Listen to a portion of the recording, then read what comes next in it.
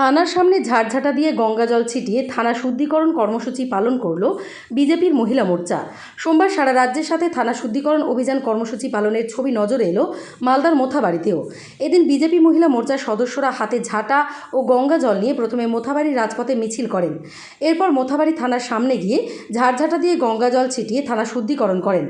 অভিনব এই কর্মসূচি পালন প্রসঙ্গে বিজেপির মহিলা মোর্চার দক্ষিণ মালদার সভানেত্রী সুতপা মুখার্জি বলেন, রাজ্য জুড়ে পুলিশ প্রশাসনের অনৈতিকতা, দুর্নীতি ও তোষণের প্রতিবাদ জানাতেই তারা থানা শুদ্ধিকরণ কর্মসূচি পালন করলেন, যাতে পুলিশের শুভবুদ্ধির উদয় হয়। চিন্তা করো, তাই তো বলি বিজেপি মহিলা মোর্চা লড়ছে, লড়বে। বিজেপি মহিলা মোর্চা রাজপথে পুলিশ তুমি হুঁশিয়ার।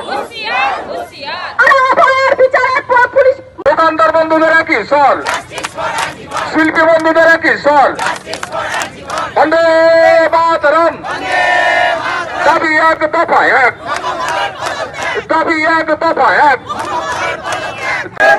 মুখ্যমন্ত্রী সারা রাজ্য জুড়ে থানা শুদ্ধিকরণ কর্মসূচি আপনারা দেখতে পাচ্ছেন। সারা রাজ্যে থানায় যত রাজ্যের দুষ্কর্ম চলছে, যত রাজ্যের যত দোষী তাদেরকে থানা সাপোর্ট করছে। তাদেরকে দেখতে পাচ্ছেন আরজি করে যে ঘটনা, পুরোপুরি পুলিশ দায়ী। পুলিশ দাঁড়িয়ে থেকে সব কাজ করিয়েছে, পুলিশ দাঁড়িয়ে থেকে পোস্টমর্টম করিয়েছে। পুলিশের ভয় দেখিয়ে বাবা মাকে ঢুকতে দেয়নি, বাবা মাকে মৃতদেহ পর্যন্ত দেখতে দেয়নি। আজকে আরজি করে একটা ডাক্তার, তার কোনো সুরক্ষা নেই। তো আমাদের সারা রাজ্যে জুড়ে আমাদের মহিলাদের কি সুরক্ষা?